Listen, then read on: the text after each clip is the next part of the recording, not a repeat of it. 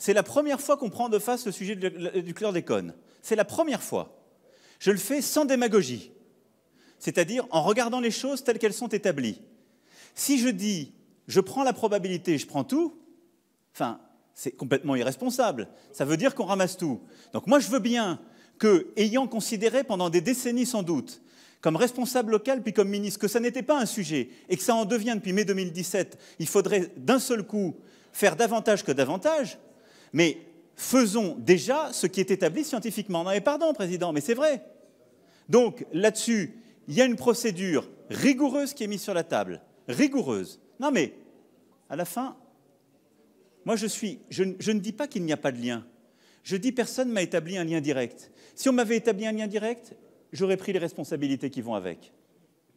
Parce que c'est mon tempérament et je n'ai jamais rien caché sous le tapis. Et je ne crois pas qu'on ait découvert en mai 2017 qu'il pouvait y avoir un lien ou que c'était un problème de santé publique. On est d'accord. On ne l'a pas découvert en mai 2017. Bon. Et donc, on se pose des questions, on les traite. Non, mais on les traite scientifiquement. Et donc, ne me faites pas dire ce que je n'ai pas dit. Je ne dis pas « il est impossible qu'il y ait un lien ». Je dis « moi, personne ne m'a établi le fait qu'il y avait un lien direct. Donc, je ne veux pas créer d'angoisse.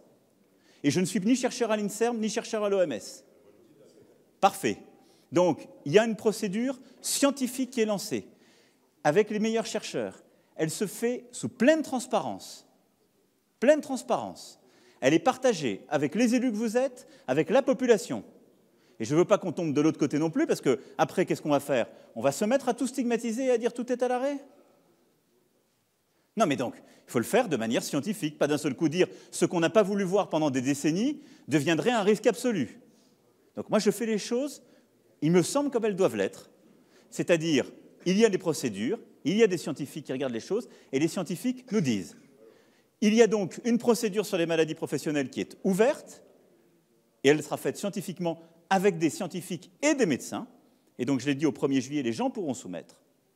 Et après, sur ce que vous avez ouvert et l'autre catégorie, c'est-à-dire plus largement le lien direct et la qualification de cancérigène, il faut que les études se poursuivent.